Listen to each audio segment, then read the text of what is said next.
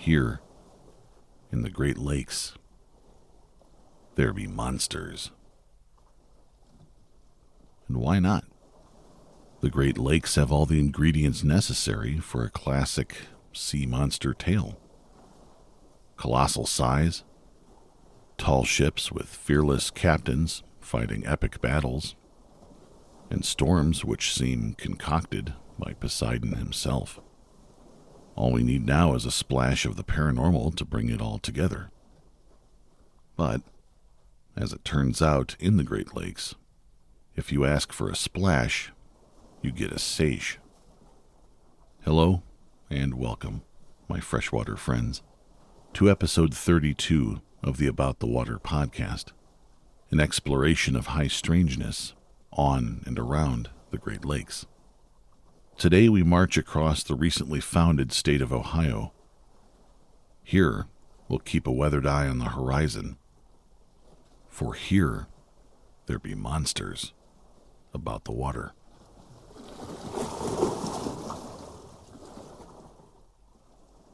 Episode 32, Serpents on the Sandbars. Not all monsters come from the depths of dark caves and raging waters. Not all monsters appear as snarling serpents and howling beasts. Some, like you, come dressed as kith and kin, camouflaged behind deceptive smiles, thirsty for the blood of their own. Becca racked her shotgun. And so help me, Stanley, if you don't march your gold-digging ass off this porch immediately, I'm going to blast that razor tongue right out of your lying mouth. Becca's brother-in-law backed up slowly, open hands raised at chest level, and with unblinking eyes he replied, "You are insane, and your father would be ashamed." Becca grinned. "My father would pull this trigger. He hated you." She stood on the front porch of her late father's home, watching victoriously as Stanley climbed into his car and set off. With a wink towards the sky, she whispered before she went back inside, "That one's for you, Pa." The 4 weeks that had gone by since her father's passing had been a whirlwind for his only daughter. As the only one of his children who was involved in his life in a meaningful way, she found herself shouldering the heavy responsibility of managing the necessary arrangements on her own. She set down the shotgun, which was unloaded, of course. She wasn't actually insane, and lit a fire in the living room fireplace. Despite their lack of involvement, the endless parade of family and friends who hadn't seen her father in years were suddenly more than eager to help Becca go through her father's priceless collection of military heirlooms. "Not a chance I'll let him, Sarge," Becca said, saluting a photograph of her father in his naval uniform, using the perfect form that she had learned during her Coast Guard training. At least one member of every paternal generation that came before Becca had served in the United States military in some capacity, going as far back as the Revolutionary War. And this house, her father's house, was nothing short of a museum dedicated to their family's life history. Uniforms, medals, weapons, pressed leaves from Vietnam, unopened MREs from Korea, various enemy knickknacks from both world wars.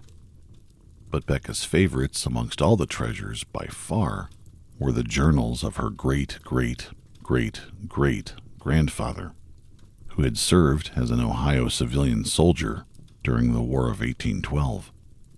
And to her delight, earlier that day she had uncovered a missing volume, September of 1812. She brewed herself her morning mug of coffee and curled up by the hearth to read. 13 September 1812. I fired my rifle for the first time this day. Unlike the sharp crack of a pistol, the rifle answers with a fierce boom. The tones in my ears have not yet subsided, though the other men tell me they will in time. My brothers Peter and Carl have left Lancaster, on the news of General Hull's loss of the Michigan lands. They traveled south, surrendering to the fear that our own homes may be next. Reports of attacks have multiplied. Myself and 14 other new recruits shall join the regiment and cross the Indian lands to Lake Sandusky. I found an odd sort of peace with my fate. I am to die here, and I scarce believe I shall ever see home again. Becca ran her fingers down the page with an audible, "Wow." These were actually his words, his iron gall ink that he would mix from powder each time he wrote. She connected with him through those pages. The intimacy of reading from his personal journal was powerful, as if it was speaking directly to her, calling her from a distance to come see the things that he saw, to feel the things that he felt. She glanced at her car keys, sitting temptingly next to the front door. Without a moment's hesitation, she grabbed the journal, tossed her coffee in a travel mug, and set off to follow in his footsteps, climbing into her Buick and driving north. 15 September 1812. I find myself now one of 47 men. Some are young, some are old, some are seasoned militia. One is said to be a defector of the British Army. The ensign is nervous constantly and keeps us moving without rest. When we halt, we eat and we camp in silence. He bids us keep our eyes on the back of the man before us. A few paces out of line might lose a man into the endless ash, elm, and cottonwood trees. How the Indians can endure out here is beyond my understanding. We shall arrive at Lake Sandusky in 2 days' time.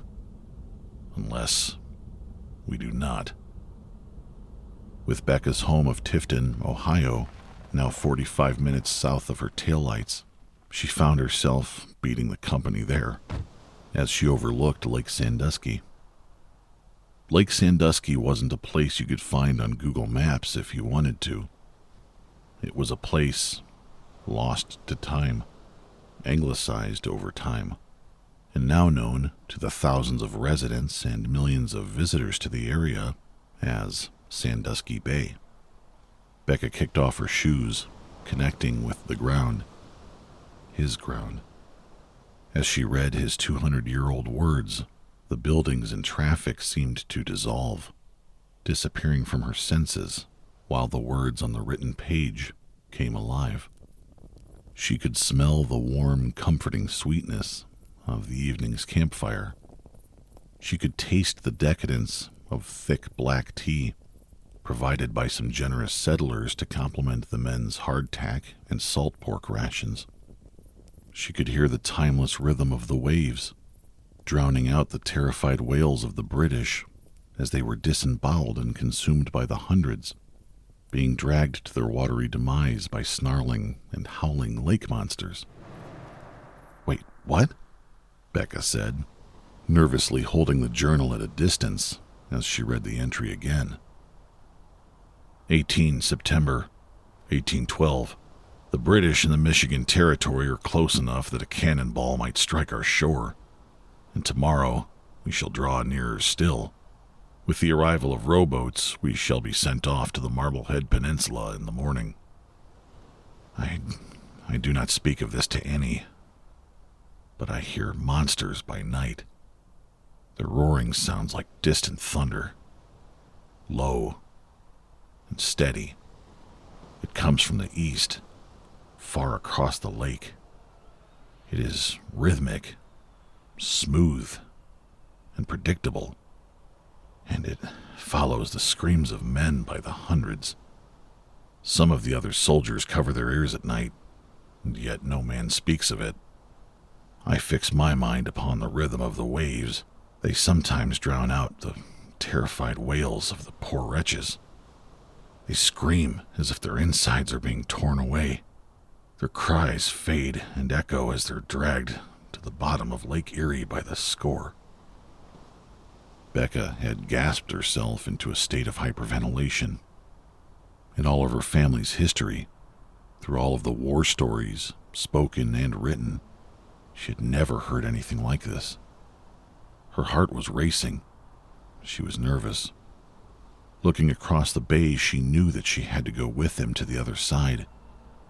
As odd as it sounds, she was convinced that she could help keep him safe. Using her phone, Becca was able to secure a rental house for the evening on Bay Point Peninsula, a small offshoot and sandbar located on the Marblehead Peninsula itself, right where her great-great-great-great-grandfather was headed. She decided to get there before she read more, getting a head start on the company by circumventing the monsters and sticking to the paved roads. She arrived by late morning and read on. 19 September, 1812. The monsters are not devouring the British. The monsters are under the control of the British. They have tamed them. Every son of these territories knows to fear the lake's waves. Yet I would have begged for their chaos this day. They would have masked our crossing. Instead, we were given naught but silence and tranquil waters. And I know they saw us. I saw them at a distance. I heard them, those beasts. The ensign marked my alarm and shouted for me to keep my tongue quiet. None of the other men spoke, but when they struck the sand, they leapt from the boats in an awful damn hurry. Becca, journal in hand, had walked far past the end of the paved roads and vacation homes of Bay Point Peninsula. She found herself now standing on the very same sandbar on which he would have landed centuries ago after crossing the bay. For the first time in her life, this lifelong Great Lakes girl, this Coast Guard seaman apprentice, found herself afraid to approach the water's edge. Monsters? Their descriptions were so vague, so unsettlingly vague and out of character for a military man, let alone a family member. Did they have tentacles? Did they have teeth? Were they serpent-like or more like Godzilla? Or, come on, Becca, get yourself together, she said with a deep breath. The question isn't what were the monsters like. The question is, what did this poor man actually see? Maybe a sky anomaly? A towering mirage of a Fata Morgana, or maybe a rogue wave cutting across the distance. Oh, please let there be more, Becca whispered to the journal. Sitting down in the sand and facing east so as to put the afternoon sun to her back, Becca turned to the page. There was more. 22 September, 1812. I've come to the grim understanding that we have been sent here to die. Roaming patrols of men scour the sandbar by day and night. Whether any of the other 100 have seen the beasts remains a mystery, hidden behind mandatory silence. But I have. Our officers tell us that we're here to preserve abandoned crops. But I know the truth. We have been sent here to fight the monsters that answer to the British. The British are teaching them to walk on land, and they must be defeated before they learn. And that's what we're here to do. And I remain certain that I, and all of us, shall die in this endeavor. Becca fought back a tear, rubbing the page gently, as if to comfort the author. It's okay, you'll be okay, she said, realizing the sad truth. His nerves had gotten the better of him, and in the fog of war, he had become delusional. His words made it so heartbreakingly obvious as she read on. 23 September 1812. They wait for us a mile offshore. When the sun strikes true, the scales of these massive serpents shine like polished iron and give away their place. 24 September 1812. The beasts are monstrous. Some tower hundreds of feet high. They've learned to climb upon land. They move along the ground on thousands of thin legs. Slow and steady, they sit and they watch us, coiled like a serpent ready to strike. 25 September. The British ride them. I've seen it with my own eyes. The British mount these beasts. clinging to their backs and guiding them as they cross the water. They've grown beyond the need for ships and cannons. No wonder we haven't seen them. No wonder we lost Michigan without a true fight. The beasts appear suddenly and then vanish beneath the horizon, waiting. Those of us sent here to this sandbar have been sent here to die. Becca spent the next few hours reading the journal again, from cover to cover. September 25th was the last time he would ever mention the monsters. 4 days after that entry, the battle for Marblehead Peninsula would begin, which, thankfully, he would survive. And while it goes without saying that his accounts of the war were fascinating, they never again gave so much as a nod to the paranormal. Becca closed her eyes, breathing in the free air that his work allowed her to enjoy, all of these hundreds of years later. She couldn't imagine such a hard and frightened existence in a place so wonderful. Instead of advancing armies, thundering muskets, and monster serpents slithering around the horizons, Sandusky was now a place of vacation homes and sailboats, wineries and islands, not to mention Cedar Point and all of the... With a sharp gasp, Becca opened her eyes wide, and as they adjusted from the glare from the sunlight, she saw them, the monsters, less than a mile away, in plain view. They had been right there the whole time. "Roller coasters," she said, gazing across the water at the roller coaster capital of the world, Cedar Point. The 300-foot-tall serpent that is Millennium Force.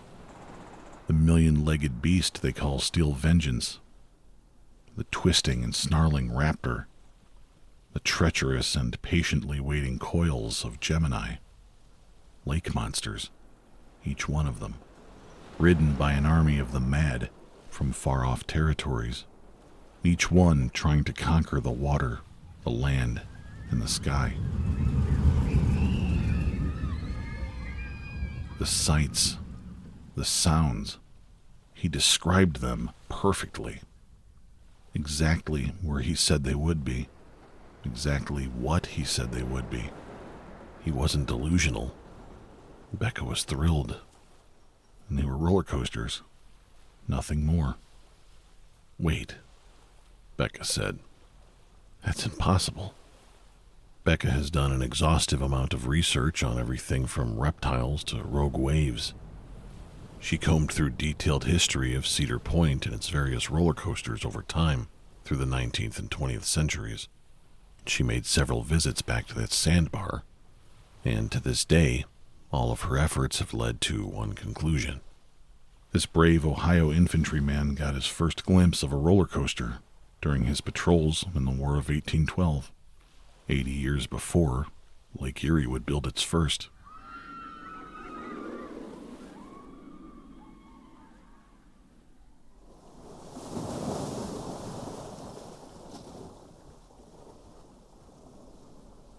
It can be easy sometimes to think of high strangeness as a modern-day phenomenon. But holding a 200-year-old first-hand account of it is a sobering reminder of just how timeless the fantastic really is. As I soaked in the incredible privilege of holding those words in my hand, I had a peculiar thought wash over me. As you and I observe Marblehead and Bay Point Peninsula through this journal, which is nothing less than a true ink and paper time machine, imagine what it would sound like if we could send our own words back in time. How strange and confusing might our descriptions of a modern hypercoaster be? If we tried to describe these strange contraptions in a way that would allow for a proper frame of reference for someone in 1812, suddenly a description of people clinging to the back of a slithering serpent or thousand-legged beast doesn't really seem like a delusion. It's quite accurate. So, is Becca right? Are roller coasters really what her great-great-great-great-grandfather saw? Instead of monsters, did he just get a few brief glimpses of the world that he was fighting to create. Becca was kind enough to make me photocopies of the journal entries to record with, and also was kind enough to give me carte blanche to narrate them in the way that I heard them in my own mind. So in the spirit of letting these immortal words speak for themselves as they continue to transcend space and time, we will forego the usual supernatural speculation and analysis. Instead of trying to figure out what might have happened, it seems even stranger anyway to focus on what actually did happen. Two blood relatives sat on the same sandbar. They both faced east, and under the same September Ohio sky, they both saw the exact same thing. 211 years apart, both of them feeling uncertain about what to do with the strange series of events they now found themselves experiencing.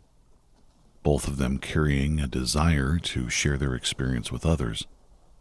Both watching in awe as the laws of physics curved and dipped and twisted and turned. Both of them clinging on to the backs of the unexplainable as they go about serving their country, their state, and their lake. Both always vigilant, always with a weathered eye on the horizon. Because here, whether they be clad in steel or scales, here, in the Great Lakes, there be monsters. And with that, thank you sincerely for listening. May your lines be short, may your screams be cheerful, and may the tales that you pass on through the centuries be as grand, beautiful, and enduring as our Great Lakes. I'll see you about the water.